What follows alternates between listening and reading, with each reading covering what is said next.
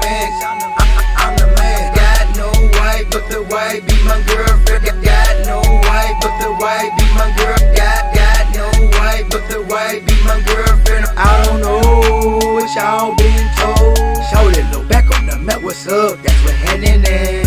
And you know I keep twerk. 17.5, same color t-shirt. So what's happening there? I'm the man.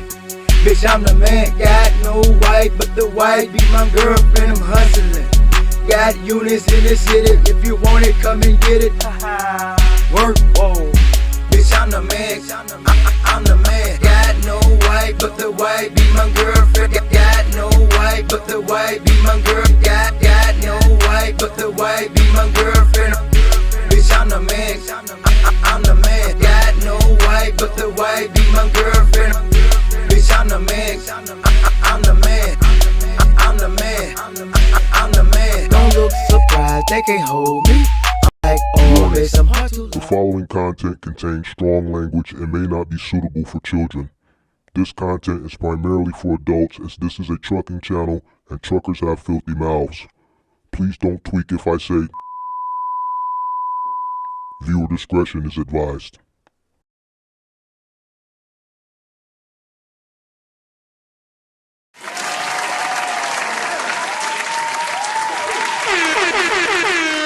Sweet. Come on in. How's everybody doing? Make sure you guys hit that like button on your way in. Make sure you guys hit your that like button on your way in. How's everybody doing this morning, afternoon, depending on where you're at? If you're in the East Coast, afternoon. Midwest, late morning, early afternoon. Pacific, mountain time, morning. How are you guys doing? Make sure you guys come on in. Make sure you guys hit that like button. All right, let's get started. Who we got? Rich Juice. Shout out to everybody that's watching from Chicago. I see Rich Jew. I see Costa. Shout out to Kelvin Birch. Shout out to It's D Walk. Shout out to everybody in the Midwest. Shout out to everybody that's a part of the MGM gang. Shout out to Kelvin Birch, It's D Walk, Be Great, AJ335. Shout out to Pippi. Shout out to all the moderators in the building. Who else we got? Gerald Frank, what's going on? Ken Hoot, what's up? Come on in. Make sure you guys hit that like button. Ivan Tony, what's going on? Miami in the building. How's everybody doing? All right. This morning we're going to talk about insurance. All right. So we've been on this educational journey pretty much since I started the YouTube, but recently I'm touching on some of the basic things, and I'm not just talking about, the general Googleable stuff that a lot of people that are coming into the space come across, or that they pay thousands and tens of thousands of dollars for mentorship when they could have just really went to Google and got that information on their own. I'm giving you more of the behind the scenes strategies on how to go about those things, right? So we talked about leverage the other day, which was Saturday night, breaking down the importance of having leverage in your business. Last night we talked about rental trucks, so we tapped into rental trucks last night, and it wasn't how to go about it, from a Googleable perspective. It was more of the inner workings of the whole rental truck business and how it pertains to you and your box truck business, how to effectively go into renting a box truck if that's the route that you decide to go into, right? The art of negotiation, understanding obviously your box truck business, but also understanding how the rental truck business works. In order for you to be an effective negotiator, you must understand how the other business works, right? So I break things down like that, right? I just don't say, oh, go rent a box truck, go to Penske, get an account manager. No, I give you the tools and I give you the strategy on how to go in and get the best rate, what not to say, what to say, how to negotiate, how to use leverage, what times of the year are probably the best times to rent a box truck. understanding the short-term contracts, locking yourself in when you do get a good rate, how to lock yourself into that rate. A lot of the things that they're not going to tell you when you go into rent a box truck, especially if you're new, and especially if you go in excited telling them that you're new, they are going to take advantage of you. All right. Their job is to make money, right? Their job is to sell you. An account manager is nothing but a salesperson for a rental truck or a rental truck that they may lease, right? Or even, some of these rental truck companies sell their trucks after they reach a plateau of so many miles, right? They're there to sell you on a product, right? The product is the rental truck, right? The truck is paying for itself in every facet. Dispelling a lot of the myths about maintenance and rental trucks and all that, this, that, and the third. So we covered that last night. Tonight we're gonna go. This morning, I should say, or afternoon, depending on where you're at. We're gonna tap in and touch on insurance, commercial insurance, right? And we're gonna break that down, right? Obviously, you got to get commercial insurance. We're not gonna go through the Googleable stuff. For all you new people that watch, that are new to the channel, that are just coming into the box truck business or looking to come into the box truck business, we don't cover Googleable stuff. All right. We're going to give you the strategy and the things that an experienced person would know that you're not going to find on the internet. All right. All right. So boom. Commercial insurance is something you definitely need if you're going to get into the box truck business, right? No matter the lane, all right? You got to have it, all right? In order for your authority to go active, you must have commercial insurance, all right? General liability, commercial auto, and commercial cargo. Now, I've seen things in the past where people tell you, oh, well, don't start with $1 million, get 750 general liability, and then that way your rate is going to be lower, and then you go back later and change it to $1 million. All right. So you can do that, but what's going to happen is once you go back and change it, they're going to adjust the rate anyway. All right. They're going to adjust the rate. There's no like hacks or escaping paying whatever it is that you got to pay. You got to pay it, right? It's best to get the $1 million from Jump Street because most brokers, most 3PLs aren't going to work with you. Their minimum requirement is $1 million, right? So if you try to go the cheaper way, getting the 750, right, just so that you can get your authority to go active, it doesn't matter because no one's going to work with you. You have to meet the requirements of the people that you're going to run freight through, whether it be the brokers or whether it be the 3PLs. And most of them want a minimum of $1 million. They're not going to accept you with 750. They're not going to accept you with 750. I've never ran across an entity that I did business with, that I received freight from as a licensed company, that their minimum requirement was $750,000. Just because that's what you need to go active is one thing, but no company is going to accept you or onboard you with 750. I've yet to come across one yet. So $1 million in general, I don't even tell people 750. I tell everybody 1 million because you're going to need it anyway. $1 million in general liability, $1 million in commercial auto, 100,000 in commercial cargo. All right. Now there may be, times when you may go through a company and they may require an umbrella. It may require an additional 1 million or 2 million, or I've had a company request a $3 million umbrella before on top of the 1 million that we already carry. You may have situations like that, right? You may have other situations where you may try to get with a company and on board with a company and they may request workers' comp. Those are situations that may arise. Most companies are going to want to be added to the policy as additionally insured, right? And this is why they require the $1 million. They want to make sure that they're indemnified for any and all liability. So they make you add them to their policy, to your policy, I should say, as additionally insured. Now, let's briefly, go through, getting insurance and why, you know, just not, accepting anything at the beginning is very important, because this is what a lot of people do. We're taking it back to the basics now. All right. We got a lot of new subscribers. The channel's constantly growing. So we got to touch on things, but we change it up from the last time. So last time I talked about insurance, I handle it in a different way. So we're going to do it a little bit different now. Right.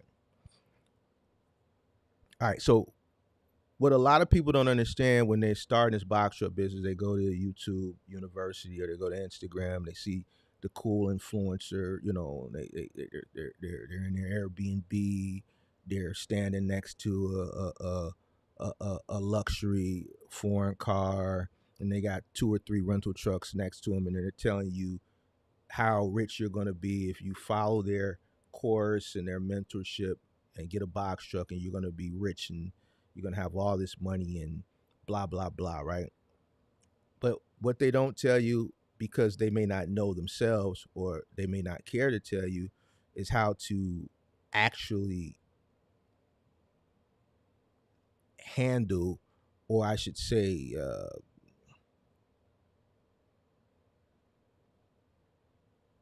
decipher what is acceptable to accept as far as insurance policies and what's not acceptable.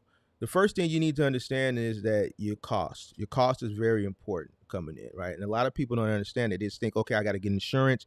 They go to the internet, they Google commercial insurance, and the first thing that's going to pop up is Progressive. That's going to be the first thing to pop up. Why is Progressive going to be the first thing to pop up? It's because they're one of the biggest insurance companies that carry commercial insurance, if not the biggest. And they have it set up so that you can sit at your computer and go through all the variables and pretty much do it yourself. You can do it yourself. They'll give you a number when you get to the end screen to do like a live chat or call a customer representative, and then they'll look at what you've done online, and then they'll close it out for you, whatever, how it goes, whatever. Right. But Progressive, I just Googled it now. Progressive comes up number 1, right? And then second would be Bybert, which is a Berkshire Hathaway company from your good old pal, Warren Buffett. All right. So most people that come into the business go with Progressive, and they make the mistake of going through the website and choosing the product commercial insurance, putting their zip code in, and then hitting get a quote, right? And then it what it does is it starts to populate a bunch of different options and shit in the server, right? And then what happens is it goes through process. Are you currently insured with Progressive? Obviously, the person is going to hit no.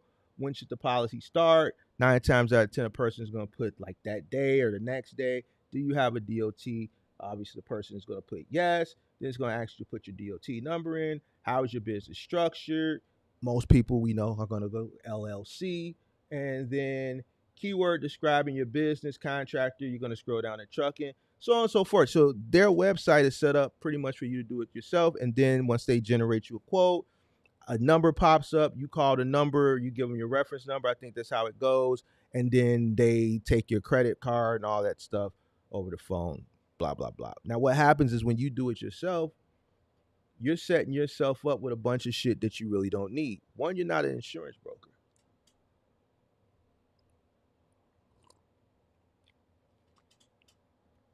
2, Progressive isn't the only game in town. 3, the rate that you set out and set here and you got for yourself doesn't mean necessarily that's the cheapest rate. Now, what they're not going to tell you when you get this account representative on the phone is that, they can, you can save money. They're looking at everything you did, but they're not going to tell you that to operate, you don't need this, you don't need that, you don't need this, because everything you check is going to ultimately do what? It's going to increase your monthly rate, right? they're just going to say what's your credit card number, and they're going to ask for your email, which is already in there, and they're going to say, all right, give it about an hour to generate, and then you should get an email with your declaration page and your accord form and your insurance cards, right, for you to print out and put them in your truck. And that's the worst thing that you could do as a new business owner, right? Right. What you have to remember is that the initial cost, whatever the initial cost that you come up with coming into the business, is very important, especially if you're running OTR, because you have to factor your cost per mile into the equation. You want your initial cost to be as low as possible. You want your initial cost to be low as possible. Progressive isn't the only game in town. Listen, it's very imperative that you understand that coming into this business, you should acquire a commercial insurance broker. Now, not any commercial insurance broker, because just like the agent that you talk to over the phone, he's going to do what's in his best interest for him and the best interest for the company. Why? He's going to do what's in the best interest for the company because he wants to do what? Climb the corporate ladder. He's going to do what's in the best interest for him. Why? Because 9 times out of 10, on top of whatever the base salary is, there's some type of commission involved as well, right? The higher the sale, the bigger the commission payout. Goes back to what I said earlier. This is why it's very important that you understand the other business as well. This is going to ultimately make you a better negotiator. If you don't understand rental truck business, if you don't understand commercial insurance brokerage and brokering business, you're not going to be able to effectively negotiate. It's a lot more than just going to Google and figuring out how to get your DOTMC and what load board to get and just thinking it's just that sweet. This is why most people fail. The information that I'm giving you is from years and years of experience, right? It's imperative that you get a broker. Now, not just any broker, right? Because you can come across a broker and he's going to do exactly what I said. He's going to do what's best interest for him. So it's just like the same person that I talked about last night that goes to Enterprise or goes to Penske and calls him, say, hey, Penske, this is Joe Schmo Trucking. I'm just starting my box truck business and I just got my DOT. I'm looking to see if I can get a quote. You fucked up when you said, hey, I'm just starting my box truck business. You're sweet. You're on the new. We got us one. This is what they saying in their head. Because if I was a rental account manager who's getting a base salary and got to work off commission, and if I was an insurance broker who is looking for residuals, that's how I would think, and you would too. Don't act like you wouldn't. Don't act like everybody is trying to help everybody. No, everybody's trying to get what's best for them and the most. If you called me and I was an account manager at Penske or Enterprise, you told me, yeah, I'm calling. I'm just starting my box truck business. I'm just calling to see if I can build a relationship with you guys and get some quotes. I'm like, oh, this goofy's on the new. Yeah, let me stick this go. Yeah, we got a 26-footer with a lift gate. Yep, it's going to be $800 a week. Got a good rate for you, $850 a week. It's one of the best rates we got going on right now. We're calling it the Red Tag Hot Summer Sale. You know, we're just trying to help a lot of the new entrepreneurs out. So we'll give you the truck for $850 a week. And here's the kicker: we're gonna lock you in at 35 cents a mile. All right. When can you come in and pick it up? An individual who don't know no better, they don't know if that's a good rate or a bad rate. All they know is they can't afford to go buy a truck. They can only get a rental truck. So they go in and they get it because they don't know no better. They ain't educated themselves. Whole time, a guy like me, Mark, called, hey, is Mike Ramirez there? Julio there? Yeah, this is Mark. Hey, we got a project we're working on. Lollapalooza's in town. I got a vendor that wants to hire us for the week, but I don't got all my trucks are booked because Lollapalooza runs simultaneously with the first of the month moving rush. So I need to run an extra truck or two for a week. See, if they try to run that shit on me, I'm gonna be like, nah, man. I need my normal rates, man. I need I pay $100 for the truck a day, so I give you $700 for the week, and I will pay you 11 cents a mile. Now, what y'all want to do? I can call Julie over at Enterprise, man. I just came to you guys first because your location is closer to our office. I don't feel like traveling all the way to Summit, Illinois to pick up those two 26-footers. So I'm giving you the first option. What you want to do? They're going to go in my history. They're going to see that we've been a customer of theirs since 2010. They're going to see the history of the trucks that we rented for the past 14 years. And 9 times out of 10, they're going to give us the truck. Right? Because I know how to negotiate. I know how low they can go. Right? So the same thing with the insurance broker. You call an insurance broker because well, I heard I need to get a broker, right? That doesn't mean that particular broker that you contact is going to do what's best for you, because they're looking to make as much money off you, because every time you pay your bill, they get a kickback. They get a residual, right? They get a commission. Right?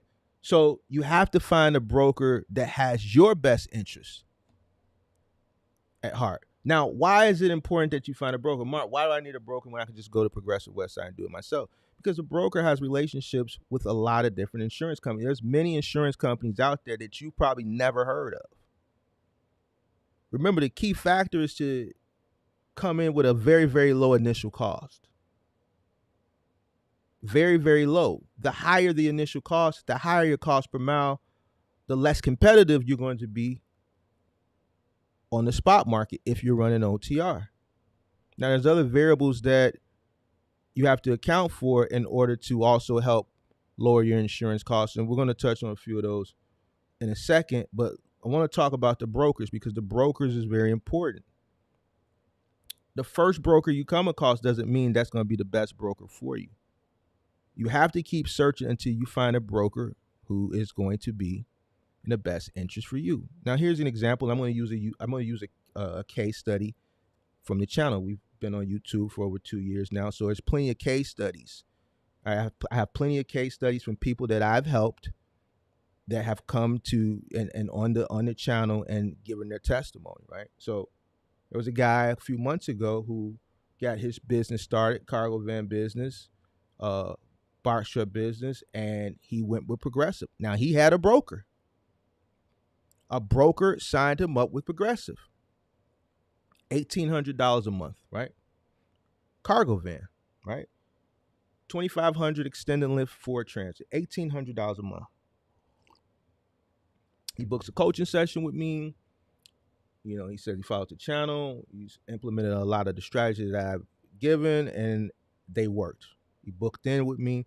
He told me all his gripes, one through one. I coached him, and then we got to the insurance. I said, well, that's kind of high. Who are you with? Progressive. I said, did you go to the website and do it yourself? He said, no, I got a broker. Because I had a conversation with this person, I vetted him out, and he wasn't one of the people that just wanted to call and didn't have really shit to talk about. I could tell that he wasn't one of those people that wanted to talk thinking I was going to give him this like this fucking magic potion for him to be rich overnight. And I saw that he really wanted to learn. I did what I don't do for a lot of people. And I tell you guys this all the time. I don't just give my broker to anybody. Why? Because I'm not going to waste his time, and I'm not going to waste my relationship that I've had for years. I'm not going to mess my relationship up over a bunch of people who are not serious. So I said, all right, let me see what my broker can do for you. $1,800 in a cargo van. Broker. My broker was able to get him from $1,800 to $898. Guess what company? The same company that the other broker got him for $1,800, Progressive. Now, how is that possible, Mark? How did he have a broker that got him an policy with Progressive for $1,800 a month? And how did your broker get him half of that? More than half of that. A little more than half. With the same company, Progressive. How is that possible, Mark? It's Progressive. who does your broker know that his broker didn't know?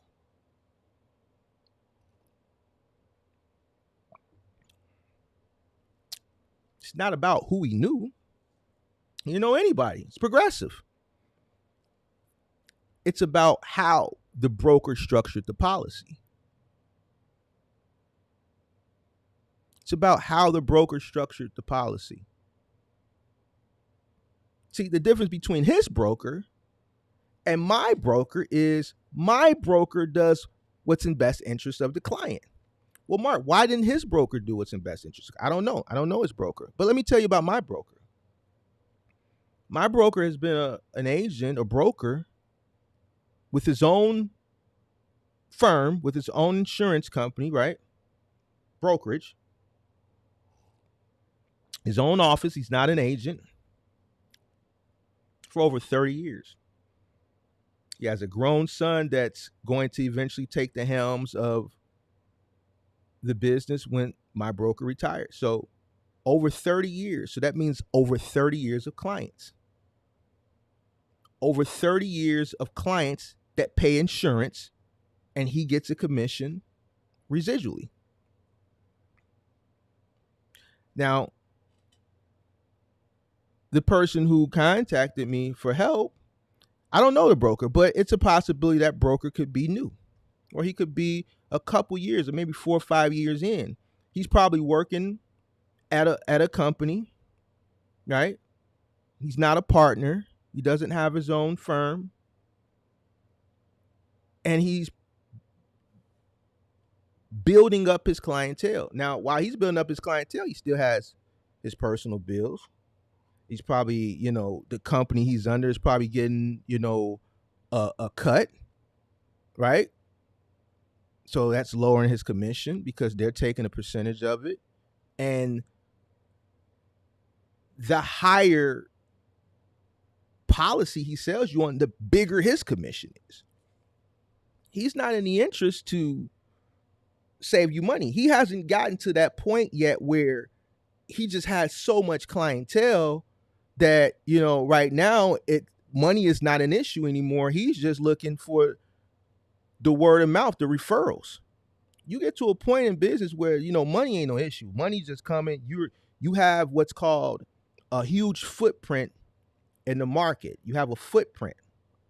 You one of them guys. You're one of those guys. You're one of those go-to guys. So money isn't an issue. You got money. It's more about satisfying your clients. And because you have a huge footprint and a lot of clients, they're constantly referring you to other people. So you got a bunch of referrals coming in. You're not thirsty for money. Your life is already set. Versus the guy who's still trying to build.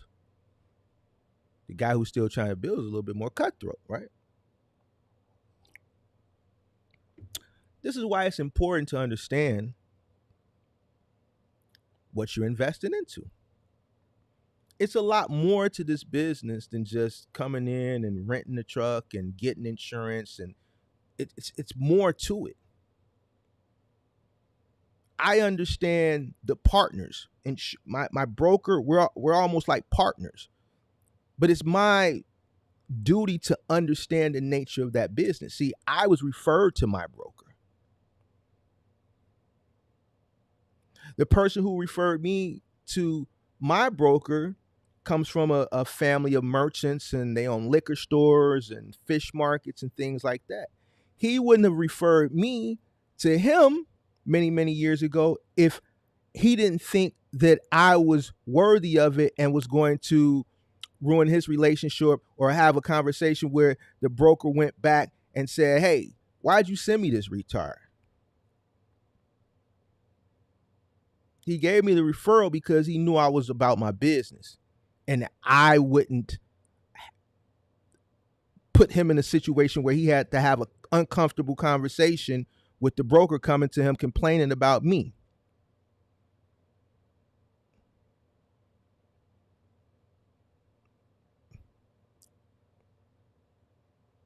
So this is why it's important when you start shopping for a broker that you understand that you have to find a broker that's going to work in the best interest of you, the client.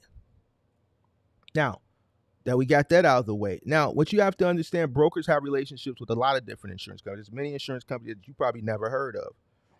Now what they do is they vet you out. You introduce yourself. You tell them what you want. I got a box truck, 26 foot.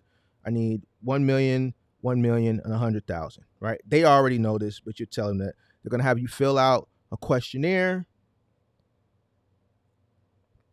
your information, and what they're gonna do is they're gonna take that information. They're gonna start shopping you on the market. Right? They're gonna shop you on the market to all these insurance companies, not just Progressive. Right? And what's going to happen is when they shop you on the market, these insurance companies are going to look at your profile, and then they're going to start preparing proposals to send back to your broker. Now, it takes a few days. I would give it a week. Once your broker gets back all these proposals, he's going to go through them and look at them. Remember, you got to find a broker that's in the best interest for you, right? A broker that's not in the best interest for you is not going to shop you. They're just immediately going to go to Progressive from the broker to agent portal, and they're just going to sign you up, and they're going to tell you this. They're going to give you this line. Oh, well, this is the only company that would accept you. The thing that I know from experience is most companies will accept you when you're on the new.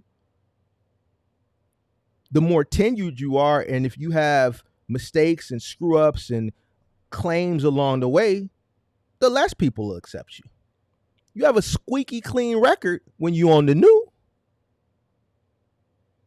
So when people tell me, oh, this is the only company, Progressive the only company, it's bullshit.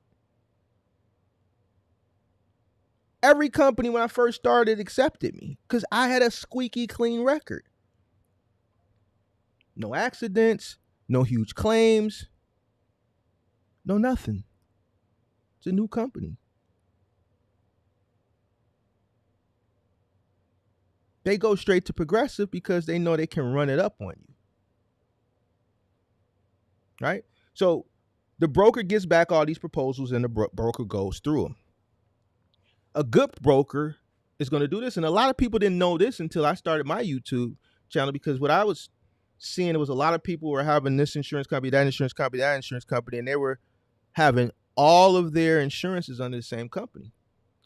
See, a good broker is going to take the time to read each proposal. If you got a proposal from Mercury, Progressive, Byberg, National Fire and Liability, Mercury, Grange, there's a laundry list of commercial companies that carry commercial insurance.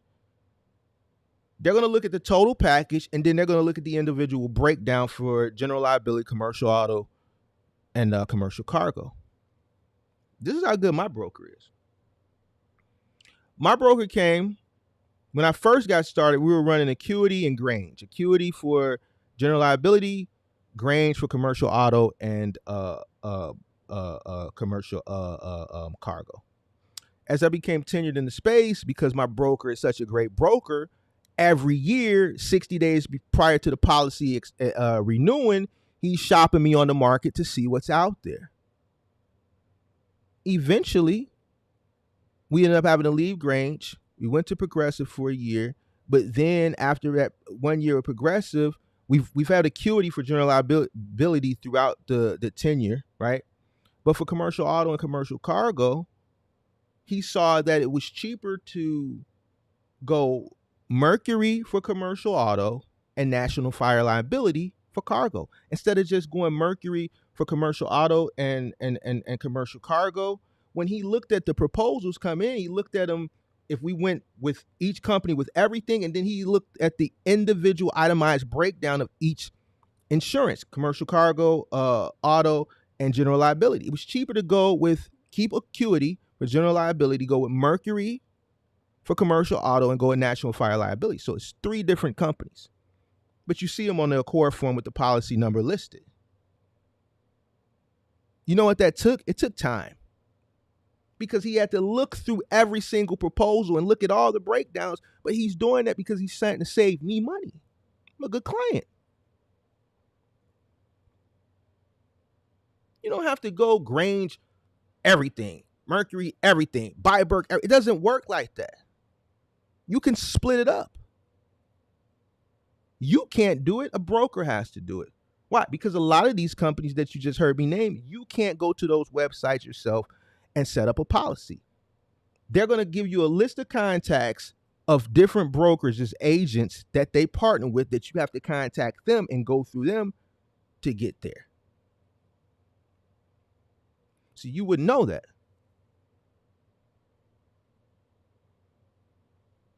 You go to this broker or go straight to Progressive and you pay this dollar amount for insurance, when really in actuality you could be paying this dollar amount, and you paying this dollar amount is ultimately going to be more effective for your business, because what it's going to do, especially if you're running OTR, it's going to lower your cost per mile, right? Your insurance is part of your fixed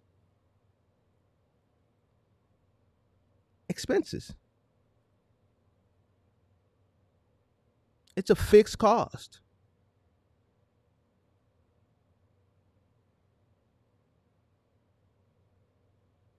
If you're not spending time shopping for the lowest rate, then you are a fool. So when you come to me and you tell me you're paying this much for insurance, and I ask you what's the year, make, and model, you tell me, I said, what you got? You got some points on your MVR? No, it's squeaky clean. Who are you running with? 9 times out of 10, who's your insurance company? Progressive. 9 times out of 10, you did it yourself, or you found a goofy broker that saw that you was sweet. And the reason why he saw you sweet, because you went there running your mouth. Now, they gonna know you sweet anyway, because when they look up your DOT and shit, they can see, right? But if your conversation sounds green and naive, like I listen to a lot of people talk to me and they don't have a clue. So you think the broker don't know you don't got a clue? You don't think the broker knows that you haven't taken the time to really educate yourself and understand fully what you're about to invest into? So if they know that you have no clue about what you're actually about to get into as far as the trucking, they know good and goddamn well you don't know shit about commercial insurance. They'll tell you anything, you're gonna believe it and you're gonna accept it, because this is one of the obstacles that you have to go through in order to get authorized and licensed to run freight. You're green.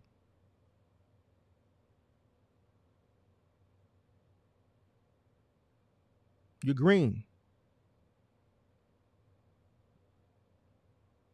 It's imperative that you come in low. Now, another way, since we got that out the way, all right? Since we got that out the way, businessman or businesswoman, right? We talked about rental trucks last night, and the rental trucks, or you purchasing a truck, kind of coincides and works hand in hand with ultimately what your insurance rate is going to be. Now, a lot of people want to get these new trucks. That's fine. Do you? If you rent a truck, 9 times out of 10, it's going to be on the newer side of the spectrum, right? This is important. See, you don't know this. Your favorite content creator, influencer, they not telling you this, because either one, they don't know, right? Or the information may deter you from buying into whatever it is that they have to sell you, right? Whatever the reason is, whatever, right?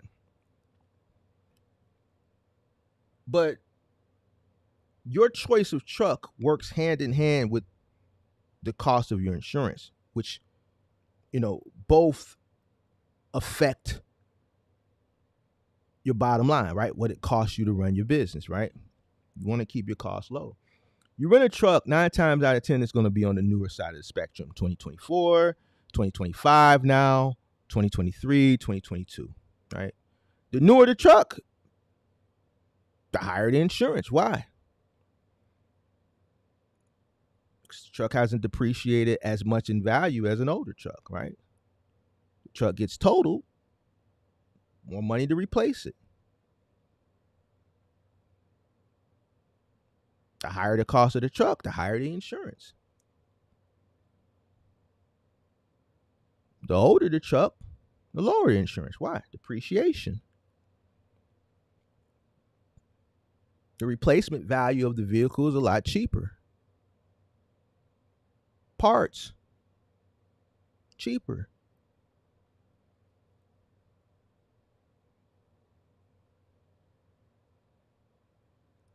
Oh, I want to get a newer truck because I feel more comfortable. Okay, well, you're going to feel a lot more comfortable and a lot less profitable.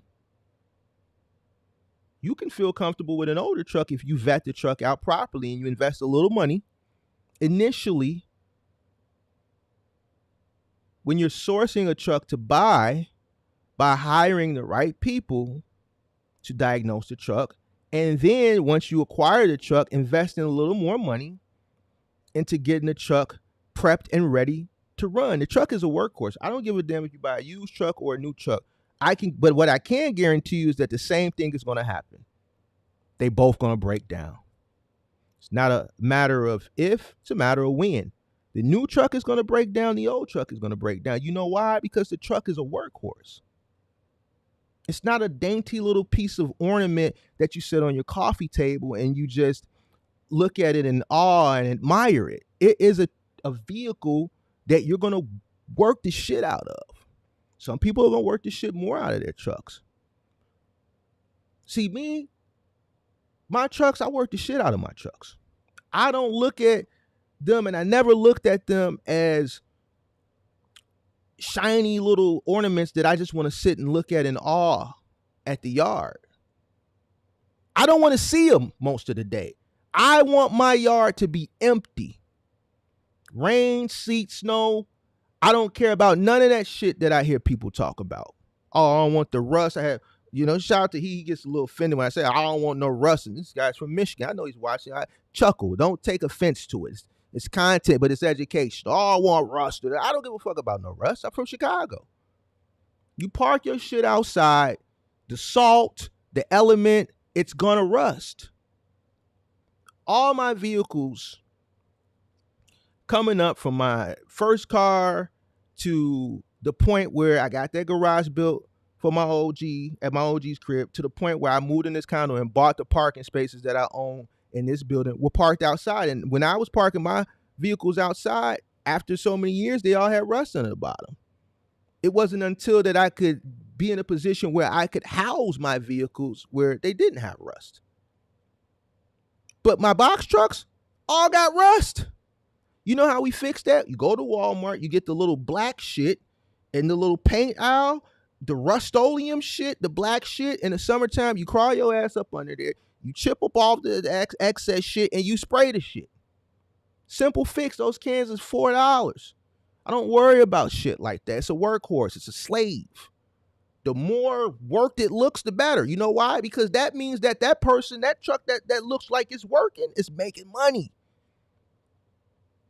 People are washing their truck and this, that. Yeah, it's okay to wash your truck, but if you're more concerned about your truck looking pretty and you just want to stare at it, I gotta be a box, then you're not making no money.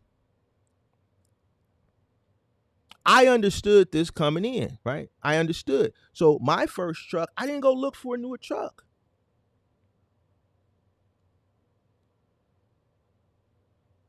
In 2013, the first truck I bought was a 2005. Guess what, guys? I still own it today. You guys seen I went to the yard. I show it to you. I still own it today. It's 19 years old and it's ready to run. I pay insurance. I've been paying insurance on that truck and the other truck that I kept after I sold all my fleet for the past 2 years.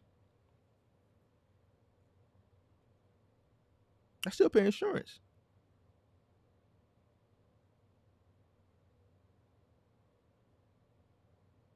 The truck was 8 years old when I bought it, but guess what? My cost was low. Because I understood, bottom line, I understood margins. Not only, that I look at it from a perspective, okay, well, I'd rather get a less expensive truck than a more expensive truck to save money. I also looked at it from the point of the monthly fixed cost of the insurance. I want to make money. I don't get into business to spend more money and make everybody else richer. Got in business to make money and enrich myself.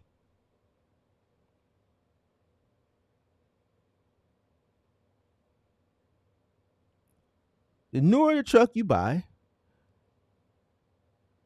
the more your insurance is going to be. But, I had people want to argue. I had a lady, when I first started my YouTube channel, she wanted to argue me down. Remember how everybody used to talk crazy to me when I first started my YouTube channel? But guess what? Look now.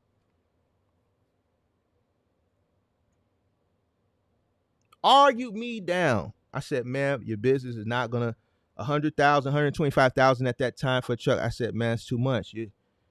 The margins are too low. You're not going to be able to sustain your business at that cost, and the market is going to shift eventually. I'm getting me a new truck. Some of y'all probably don't remember that. Depends on how long you've been watching. I'm getting me a new truck. She didn't ever come back on the channel, but she did reach out to me privately. 4 months, I think she lasted. Voluntary repo the truck. But she had to come back privately and say, man, Mark, I wish I would have listened to you. You didn't tell me no lies. I listened to all the wrong people. $4,000 and something a month note. $3,900 I think she was paying for the insurance. She was paying somewhere about $7,500 to $8,000 a month just for the insurance and the truck note.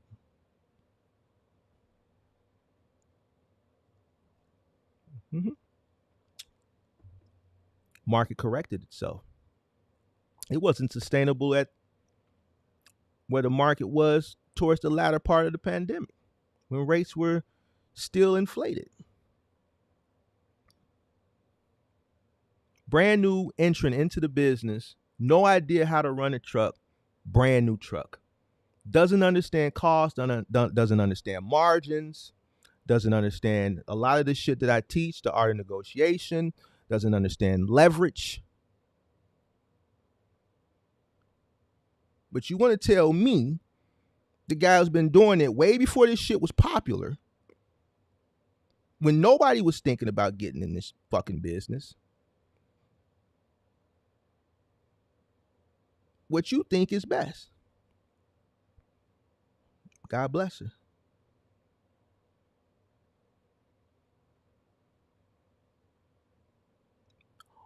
Everything that I've been teaching recently, from the leverage to the rental trucks to even today with the insurance.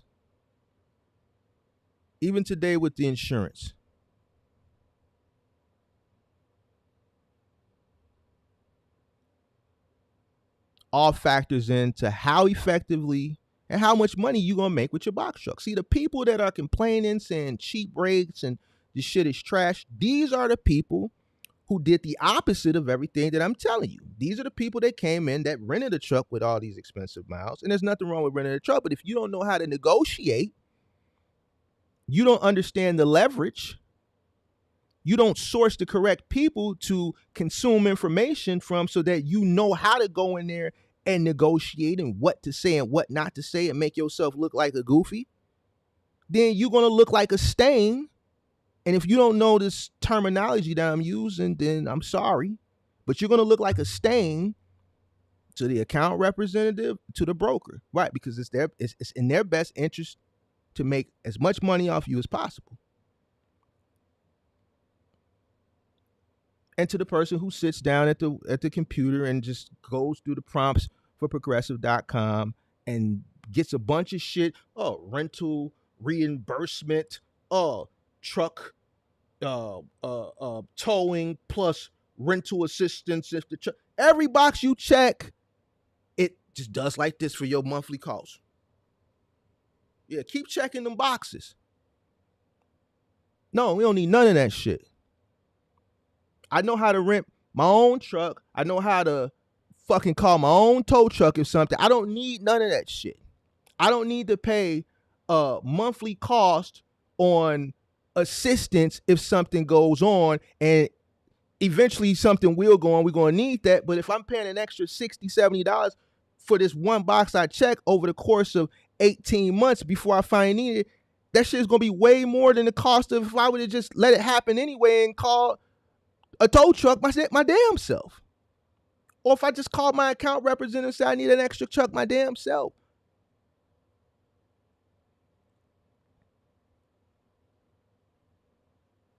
This is how they get you. This is how they boost your monthly cost up so that their 2% or their 1.5 or their 3%, 4%, whatever tier level that they're on, this is how they get their kickback. 1% on $1,000 a month is lower than 1% on $2,500 a month. If he can stick you for $2,500 a month on a 1% commission, that 1% pays a lot more at $2,500 a month than it pays at $1,100 a month. What you think? You understand where I'm going with this now? So let me check a few more boxes. He don't know no better. She don't know no better. Let me check.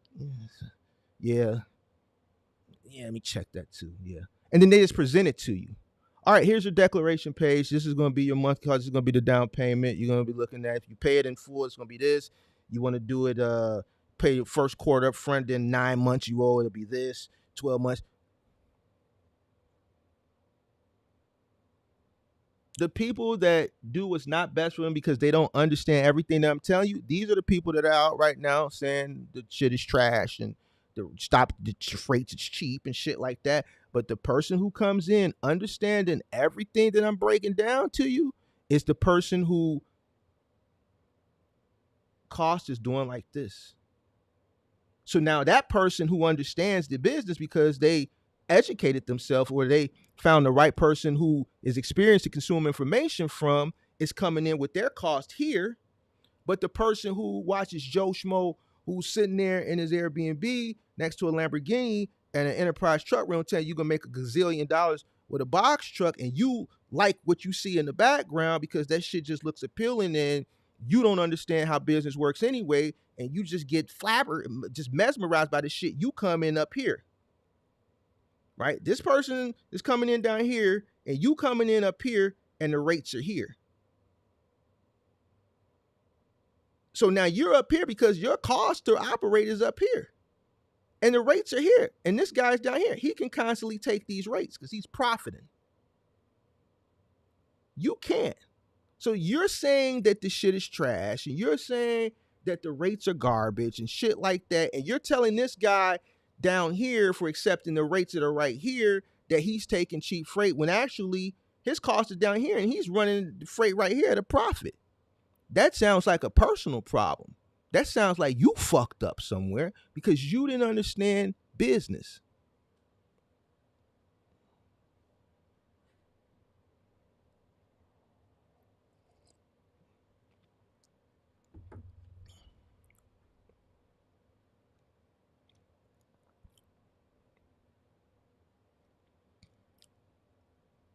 The reason why I could scale my business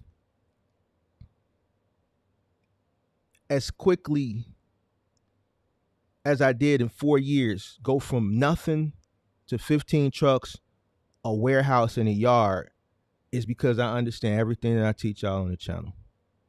The reason why I could exit and retire at the top of a market is because I understood and still understand business.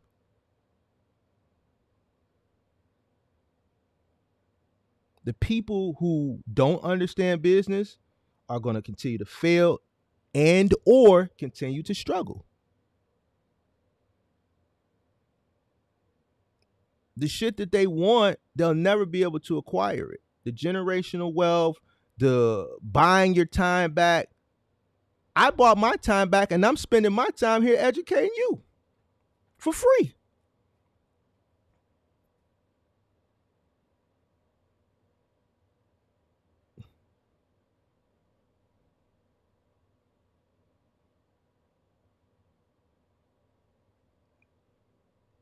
All this information you need to know. You see what I'm saying?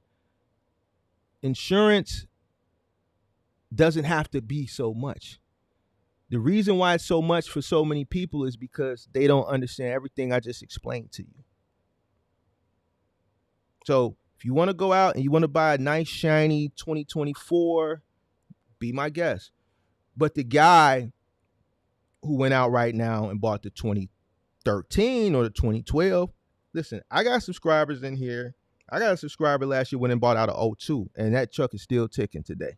He ain't tripping. I had somebody recently go out and buy a 08.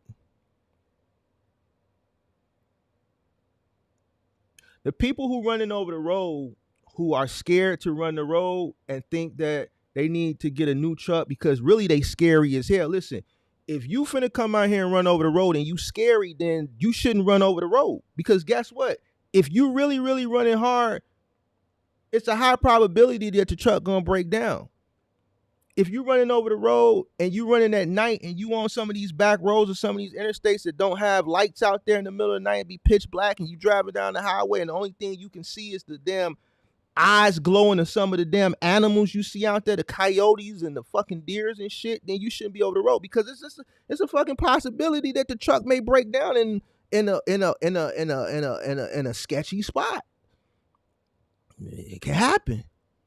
What you think happened with those engineers and those conductors that run those railroads when they going through, the crossroads of America? When you be driving in the middle of nowhere and you see far to the right or far to the left in the middle of the wilderness, you see a freight train. What happens when they have to stop those trucks or those trains in the middle of the night, and the engineer, the conductor, got to get out and walk that line with a flashlight? If you scared of that type of shit, you shouldn't get into trucking, because there's a possibility the truck may break down in the middle of nowhere. Your cell phone might not even get signal. These are all things that you got to consider.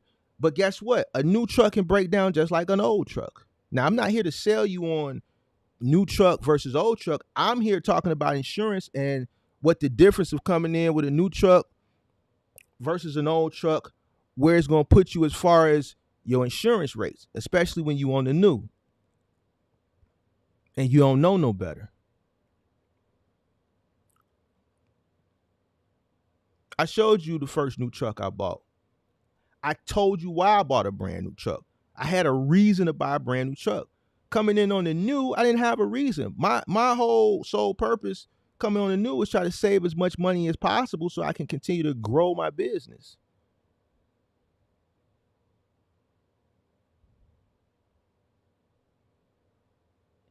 When I see Migo and them out here, every Migo I see got a old as a Zuzu or old C6500, C75. Like, they not out here getting these new trucks.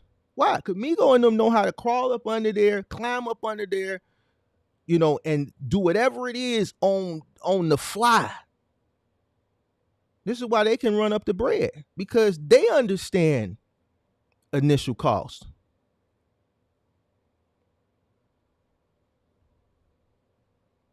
They understand initial costs. Oh, I just saw something. Hold on, I just saw something. Fast, bro, you will look like a stain. What's good, bro? I'm who he was with dinner with Wednesday night. Keep talking that shit. Shout out to Jarrell Johnson. I was at hey Costas, I went and checked out Provare last Wednesday. I took my girl and we went to Provare.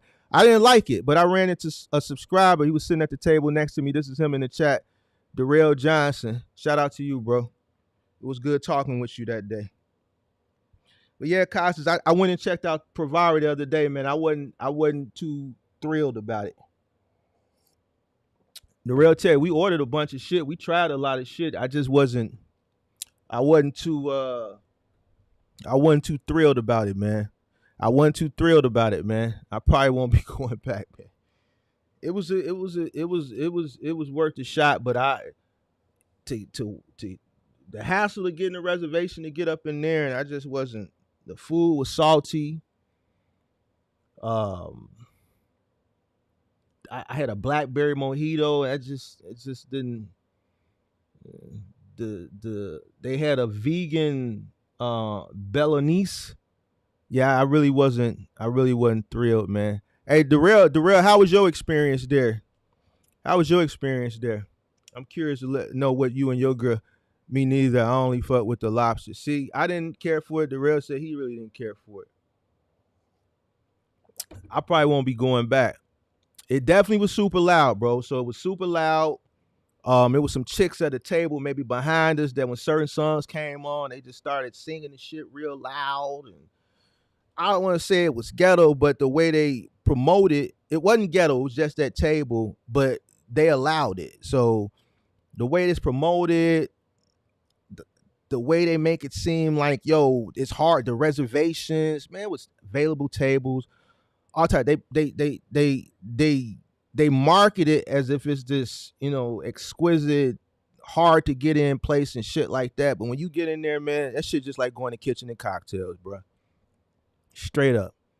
The only thing different between that and kitchen and cocktails is the food came in a timely fashion. I don't know if the food come in a timely fashion at kitchen and cocktails because I haven't been there since they opened the location here, and it took 2-3 hours for us to get our food.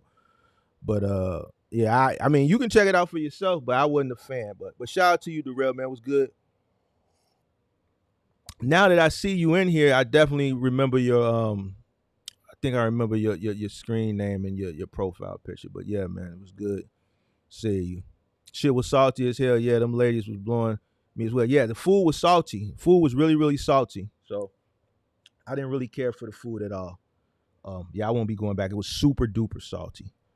But yeah, Costas, you the restaurateur, so you check it out and you let me know what you think. But yeah, so for insurance, it's very important. It's very, very, very, very, very important. So everything that I gave you, down from understanding the cost of your insurance, how it coincides if you decide to run a truck, right? All the way down to selecting your broker. You got to have the discernment or the common sense to know if, when you're vetting a broker out, if this broker has your best interest in mind. You know what I'm saying? And the best way to do that is educate yourself on how commercial insurance works. To know, question your broker. Well, you're telling me Progressive, how many insurance companies reach back to you? Well, what do you mean? Well, yeah, I just went with Progressive because I know no one else. If the broker tells you that he's full of shit, find another broker. Ask your broker, how many proposals came in? See, when you ask questions like that, they're gonna know you know a little bit, or you have someone educating you or mentoring you, because you wouldn't know that if someone wouldn't have told you, if you wouldn't have experience. They don't expect you to know these things. So when you say shit like, well, how many proposals did you get back? Did you try to look at the different itemizations of the different insurances, from the commercial to the auto to the cargo, to see if you can mix match? I'm fine with mix matching. All my policies doesn't have to be with one company. I'm fine with you mix matching. See, they don't expect you to know this shit, right? And if they're not doing this and they telling you, oh, well, no, this is the only company, then find you another. Don't even go back and forth with them. Don't coach them into how to do their job. They know how to do their job. Find another broker.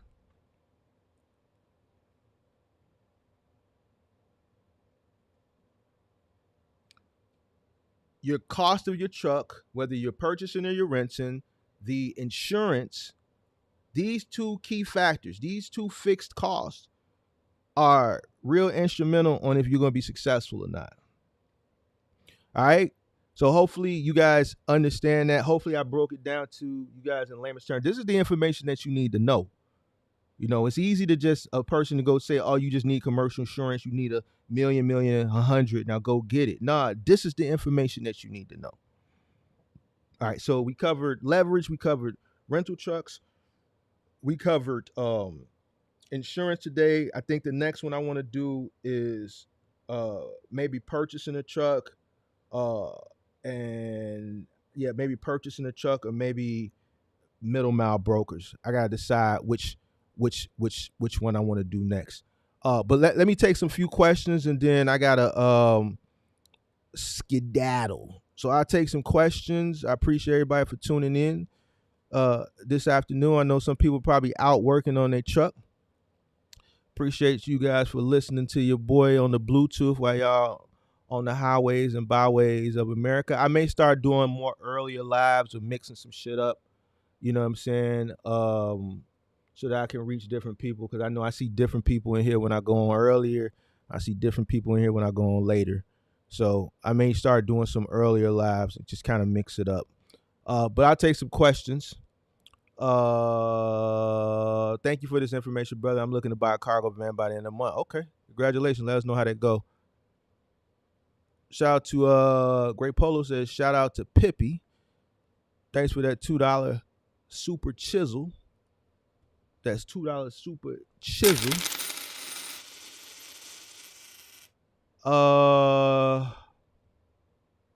If you all have a truck, what's the best way to get started? You got to get your authority active. Oh, and that's another thing too that I didn't touch on. Your broker gets your authority active. So once you do acquire your insurances and everything, or the broker acquires your insurance, they'll make the proper filings if you have everything else for your insurance to go active, right? That's something else that a lot of people don't know. I have a lot of, I've come across a lot of people who, went through Progressive through the website, and Progressive didn't make the proper filings or didn't do the filings at all. So that's another reason why you want to get a insurance broker, because even if you're in the moving business, or let's say you're in the final mile and you do big and bulky like furniture or appliances, especially if you live in a major metropolitan area like me. I'm in Chicago. If you're in New York, if you're in LA, maybe Houston, but definitely Chicago and New York, where we have a lot of apartments, downtown Chicago and all the different sides of the city, right? A lot of these high-rise condo buildings, a lot of these, luxury apartment buildings, they're not going to let you into the building unless you add the building to the policy as additionally insured. You have to add the building to the policy. They might request the verbiage will go like, it'll say it has some verbiage, and they'll say the building, and then they'll list the property management company. It may list the board of directors individually by name. It may say the management group, all the entities that are associated with that condo, the condo association, or that rental property. They're going to want everything added to the policy for that particular day, for whatever the job is, whether it's a move or whether it's a delivery, as additionally insured.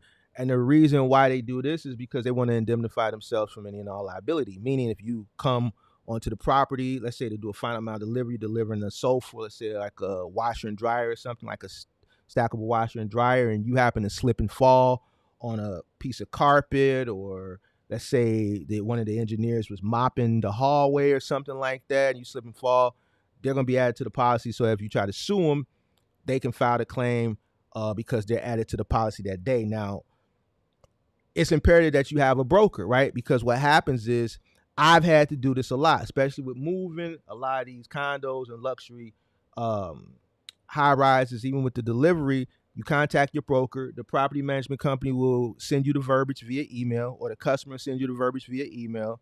You forward that straight to your broker. Then the broker forwards it to the insurance company. The broker is the liaison between you and the insurance company. I rarely talk to the insurance company. I know them because I'm dealing with them for years. I know Bob and them over there at the insurance company, because sometimes he would have to contact me directly and go around my broker if it was a pressing issue, if he had a question and that he was working on, let's say, the verbiage, and my broker wasn't answering, he'd just call me directly. But the broker is the liaison between you and the insurance company. So once the insurance company adds that verbiage to the policy, and those entities as additionally insured in the box on the core form, and then sometimes you may have to add them as the certificate holder, right? Or it may be the verbiage for the property for the additional insured, and then the certificate holder may be the property management company. However they want you to set it up, The insurance company sends it back to the broker, and then the broker forwards it back to you. Now that could take, you can get it back in a day. It could take 2 days. It all depends on the chain of the emails and who's looking at the emails and what the order of priority is and where you're at. So that's why it's good to have a broker, because a broker does all. The broker gets his kickback from the insurance company. You don't pay a broker. That's another misconception. You don't pay the broker anything. The broker gets paid as his kickback from the insurance company. All right. So yeah.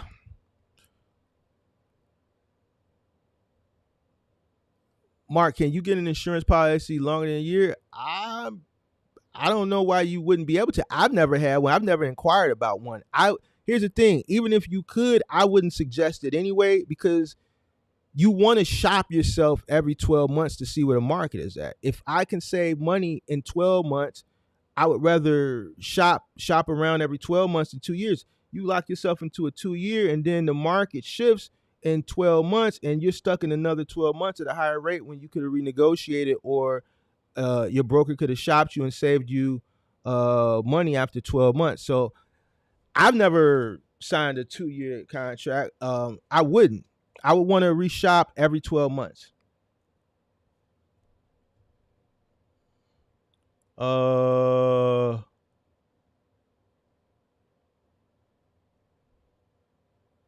Yeah, shout out to everybody that's working on that $50,000 goal. And that goal ain't, listen, that goal ain't hard. It's not hard at all. Believe it or not, that's not a hard goal. It can be taxing as far as the workload is concerned, but it's definitely doable. It's definitely doable. So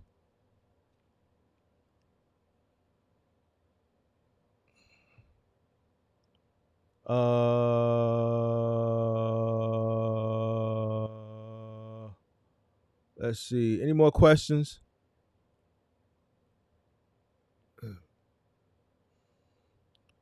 Any more questions?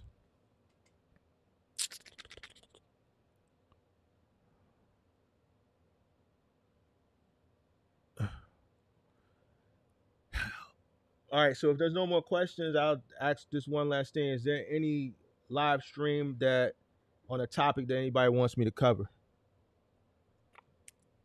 I said I was going to do that too and add it to my list of things I need to cover. Any topic that someone wants me to cover?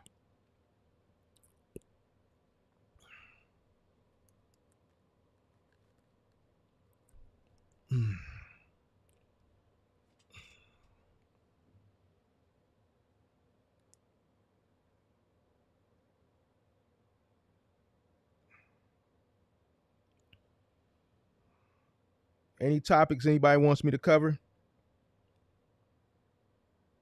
Any topic for a future live stream? You want me to go back to testimonials? I don't think anybody willing to come up and do a testimony. There's a bunch of people that said they would, but I think a lot of people don't. I don't know. You know, I would love to bring 10 more episodes of testimonials back. But I don't want to start testimonials and not have enough for at least one season. I would love to do a second season of testimonials. Right now, the call-in show is the most popular show. I know I didn't do a game show last week, but I'm going to do one this week. I would love to bring testimonials back. I would love to bring back a podcast with a co-host, you know what I'm saying? But you know,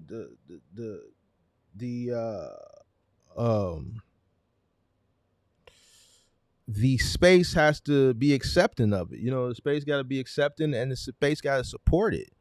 You know, as you know, it takes time to sit here and do this. You know, there's a misconception about content creation. People think, oh, it's money being made. No, I'm in box trucking. I'm not in entertainment. Ain't no money I spend more money doing this shit. That's why you don't see a lot of people doing it. So I'm doing this to help people out.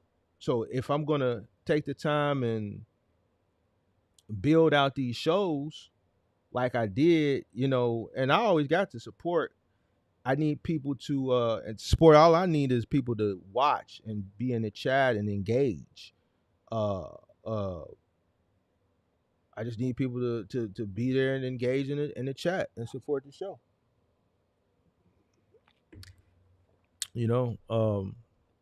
But we'll see.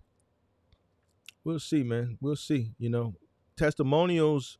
I gotta have enough people that are willing to get a testimonial. See, a lot of people don't want to get testimonial because they don't want to. They know that they're not operating their business correctly, right? So those people rather come up on the call-in show to get the coaching session and deal with the accountability in that way. I think the call-in show kind of, I don't want to say it kind of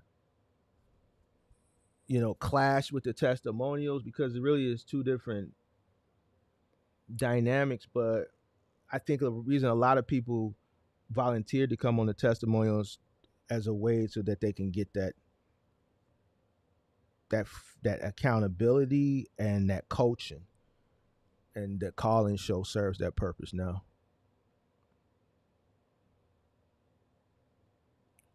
So who would you co-host with? Do you have anybody in mind? Well, see, the thing with doing a show is you have to have different ideals. You have to have different viewpoints on certain things. That what makes this show dynamic. But that comes with a lot. So if you look at Skip and Shannon, right? If you look back when Stephen A was with Skip, most of those debate shows, you gotta understand that these shows are created for that reason, right? That the banter back and forth is what creates the dynamic of the show. That's why these shows are so popular. So it would have to be with someone who we could coexist on things, but then debate things as well. But it has to be with someone that has, because you can't have two people who aren't well versed. So if I know I got damn near 2 decades of experience, and then you bring somebody that has only been in space 2 or 3 years, it's not gonna fare very well. You know what I'm saying? Because it'll be a lot of over talking. The audience will see that, and then you'll have people come in the chat and try to purposely expose one person for not being as knowledgeable as the other person and shit like that. So you have to have a dynamic where you have two people that obviously may agree on a lot of things and be able to educate people, but when you are debating certain things, you have to have two people that are well versed in the space, so that when they are debating, when they are bantering back and forth, both entities have valid points, which is what makes the show educational, but also gives it that entertaining aspect, because both entities have great valid points, and it's not one person that's so overbearing and just over knowledgeable, overbearing, and just has way more experience and knowledge than the other person, to the point where it's almost like that person really shouldn't be in that seat, right? So that's really a tough one. I think The Wiseman was a good show, and I designed it, and created it with that in mind. So, but we'll just have to see. I don't have necessarily anybody. I haven't even thought that far ahead, to be honest with you. But I know those types of shows fare over well with audience. How to come in the game with a felony and be successful. That's something that you have to do research on. I mean, I think nowadays, if you were looking, let's say, to come in as an OTR guy, you can do it. You know, it's not no barriers that will hold you back. Coming in maybe on a local level, doing final mile and maybe curbside to a degree may hinder you because they've tightened up on background checks because you're going into people's homes. But OTR, nothing will hinder you. You just gotta be willing to run the road. As long as you're willing to run the road as an OTR driver, the only thing that would prevent you from being successful would be you. And what would prevent you from being successful? How you would prevent yourself from being successful is not working and not educating yourself to know how to get out here and be successful.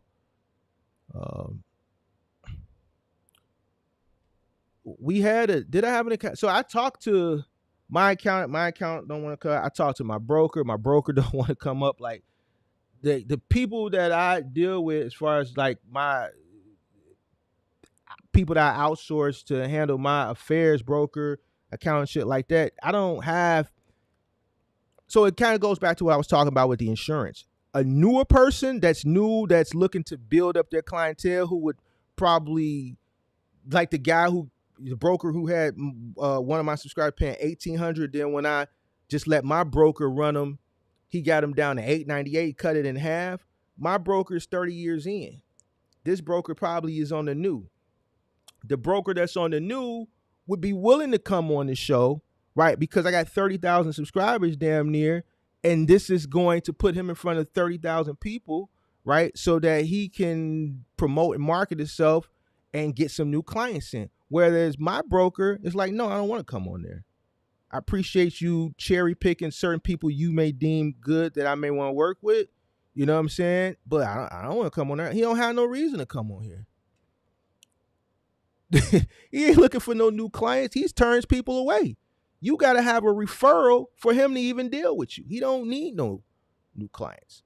So yeah, if I can get and then to have an accountant or a broker come on that's new, I don't want to see, because what happens is, Costas, is when you have people like that come on, you have subscribers that hit them up, and then if something doesn't go well, Mark, you brought them on your show.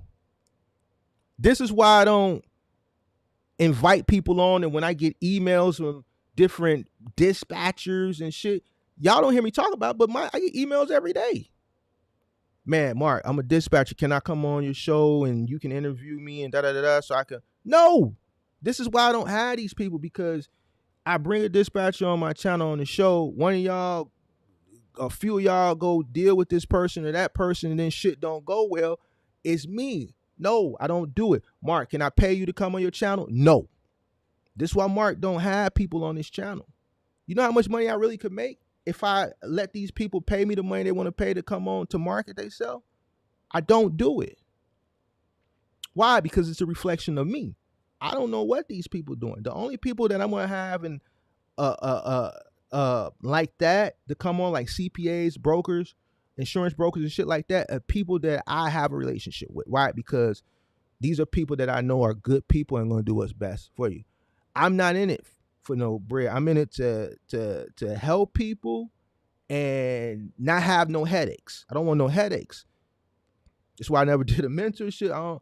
I don't need nobody money. I don't want you coming on my channel. I don't want your money so that you can come on and market your dispatching business. I don't care.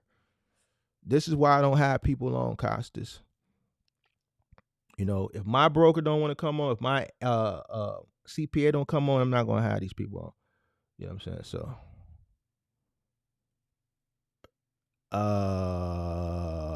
how do I feel about leasing a truck? Pros versus cons. Leasing a truck is good if you are prepared to be in the business for the long haul, because you're going to have to sign a 2 or 3 year lease agreement. Me personally, I wouldn't sign a lease agreement. Here's the thing. The only way I'm signing a lease agreement for a truck is if I got a fleet of trucks, right? Once you start getting to 15, 20, 30 trucks, then you look into leasing.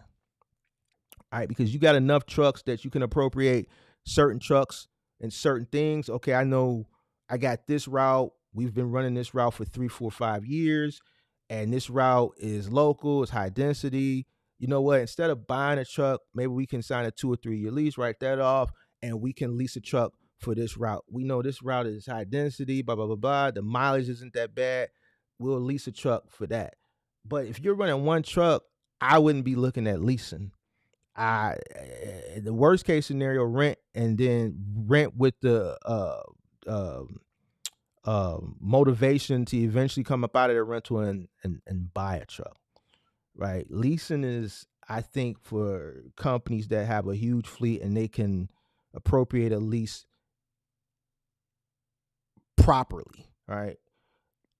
I wouldn't get a lease to, and I just got one truck, because there's, parameters around a lease. You can only do certain miles. They only give you certain miles a year. It's obviously, for the long haul, it's cheaper than renting a truck. But if you're running, there's a high probability and over the road that you can go over those miles, and then you're paying additional cost for each additional mile you run over. I would do that once I got a fleet and I could appropriate that lease in the right facet. It's not for a person who has 1 or 2 or 3 or 4 trucks. Nah. Well, I mean, with my CPA in 2 weeks, I can pass along any info he provides. Okay. Let me see. Hey Mark, you should do more shows by the fish tank. Maybe. Maybe. I'm gonna probably add some new. I'm thinking about redoing the tank, not rescaping it. Obviously, because I don't want to. I like the black with the black sand and the black decor, but I'm thinking about swapping out all the fish. Right, I think I want to go with a new theme of fish. I think I might want to go all Africans and do a overstocked African tank. Maybe put like 75 Africans in there, or go discus, right? Which are more peaceful, and then maybe put about 100 neon tetras in there. I don't know. I got to figure out what I want to do. But I'm thinking about, rehoming those fish and then purchasing a whole new stock of fish. How to invest money as a rookie and what to start for the first time. That's in the that would be in the members only. We talk about investments. We had a good session yesterday in the members only section.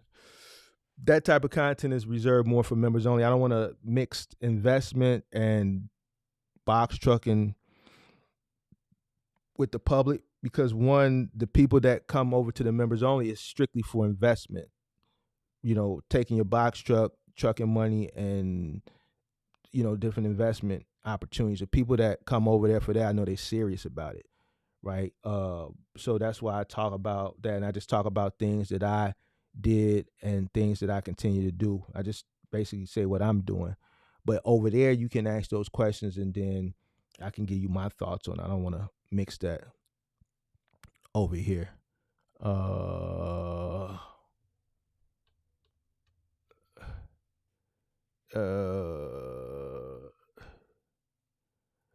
Can you mail Pippi the fish to me? Yeah, it's a way you mail fish. Most of the pet stores, that's how they get their fish. They come, in a box with styrofoam and water in it, and then they have fish, live animal, or whatever is printed on the box.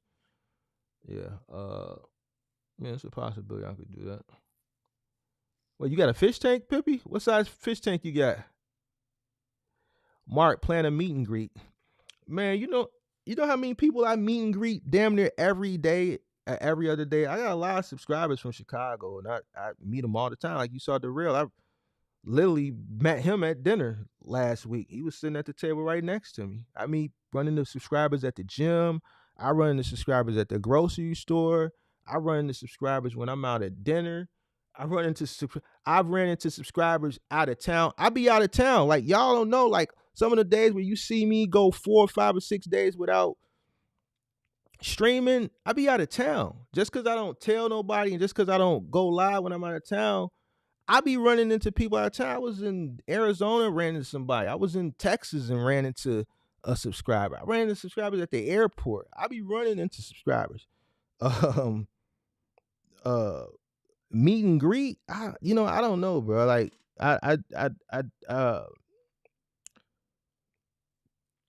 here's the thing. Here's how I look at this content creation shit. Yeah, I feel like I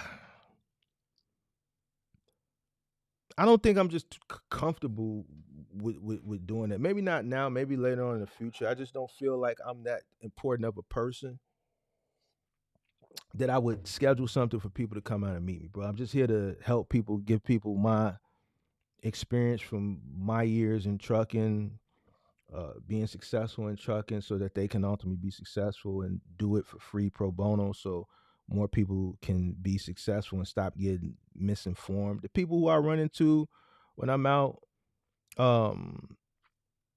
just out and about, they greet me because obviously I don't know them. They come to me, I greet them, I shake their hand, we chop it up, I let them ask me questions. I sit and I answer questions, and like Darrell, me and him was sitting at the table talking, his girl sitting there quiet, my girl sitting there quiet, and me and him just sitting there talking business. Yeah, it might have been a little bit, I don't want to say inappropriate, but like I was telling my girl, like, listen, this the first time it happened when you was out with me, but it happens to me a lot. Now you just see that. I'll tell you, like, when people come to me being a public figure and they ask me questions, I can't, I gotta, because they watch me, so I have to be mindful of that, and that's cool with me. I like meeting the people when I run into them out and about, but like setting something up, hey, meet Mark the Mentor at this hotel or this club, it sounds too I just don't think I'm that important of a person where I would want to do something like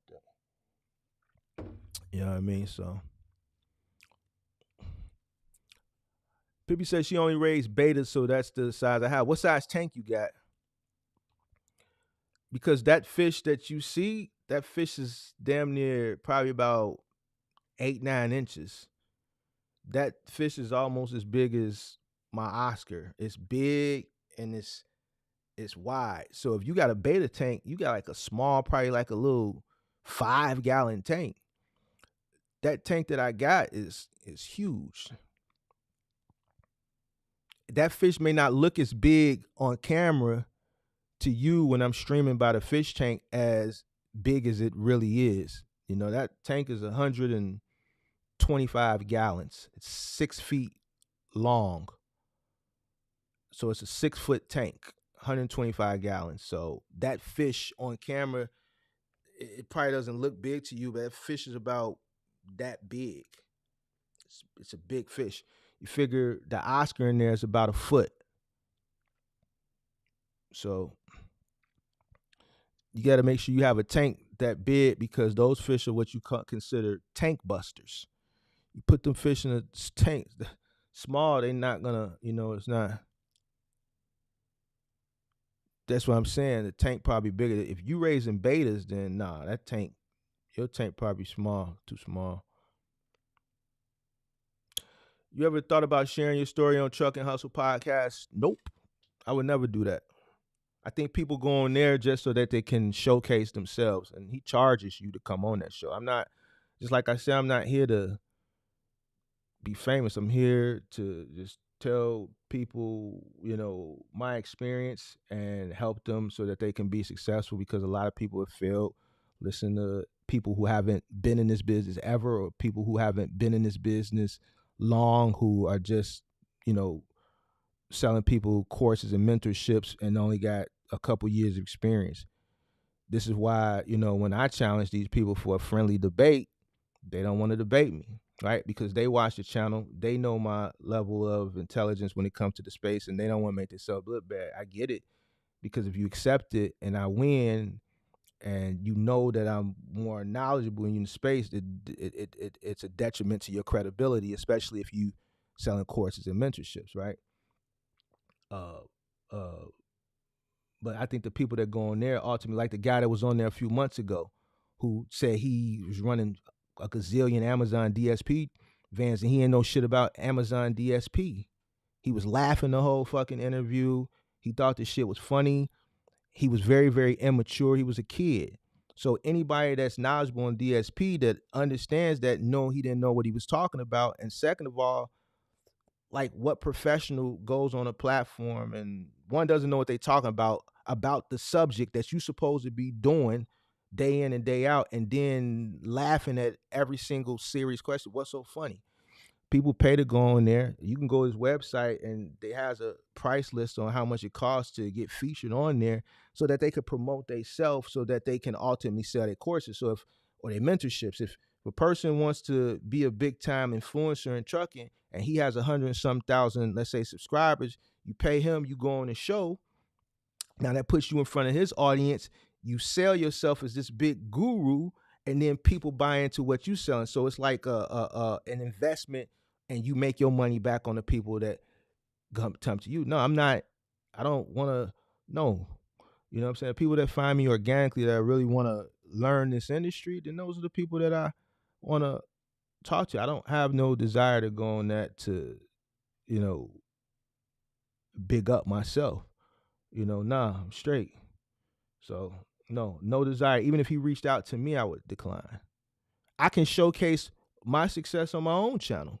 I've showed you my warehouse. I showed you my fleet of trucks. I showed you everything. I've showed my taxes before.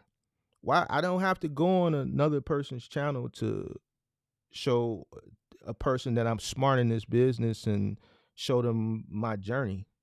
I could tell it on my own channel, for free, right? So no, people go in there so that they can be famous in the space and so that they can increase their visibility to sell their products. I don't have anything to sell you. Coaching is done on the call-in show for free. So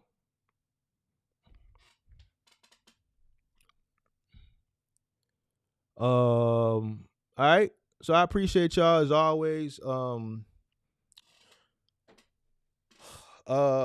guess I'll come back maybe later today or maybe tomorrow, depending on, I got some errands I gotta run right now. But in part, and make sure you guys, everything I tell you guys is for you guys to benefit from. All the shit you hear on the internet, most of it is cap. You do want to buy your time back in business, you know what I'm saying? But in order for you to do that, you gotta, run your business, effectively. All right. If you don't run your business effectively, you'll never buy back your time. And if you can't afford yourself to buy back your time, that generational wealth shit that everybody kicking, you'll never be able to do that because you won't make enough money to invest in the things that you need to invest into to build a generational wealth. All right. And that's just it. I'm going to do a live stream on generational wealth. That's what I'm going to do. This is the live stream that I'm going to do. I'm going to do that soon. I never knew he charged. Okay, I feel you. He didn't tell me that when I asked. He just has to check your history. Yeah, last time I looked, he charged. Now, I don't know if he changed it, but the last time I looked at his website, there was a fee to come on his channel. So, yep. Costas said, I love that the channel is growing organically too. Respect. Appreciate you, Costas. Appreciate you. Yo, Mark, let's do a 40-pound dumbbell challenge. I need a few dollars. Never mind if I lose. Why? See, you're not paying attention.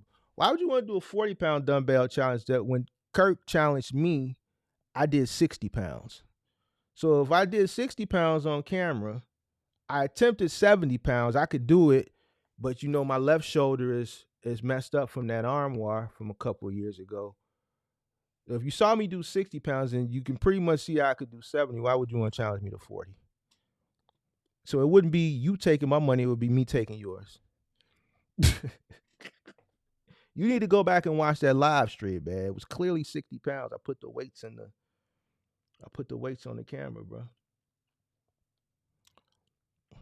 Now, if you want to do, you only got 40s, man. 40 ain't shit. Now, if you really want to do a challenge, I can tell you where my weakness is at. My weaknesses ain't my chest. My weakness is more my abs, the crunches and shit. I do them because I have to do them. You know what I'm saying? But I hate doing ab workouts, abs and legs. Man, I hate that shit. You know what I'm saying? That upper body shit, that ain't nothing, bro. That ain't about nothing. All right, y'all. Appreciate y'all. I'll catch y'all on the ladder. The ladder. What I want to go out with the outro music. Bitch, I'm the man.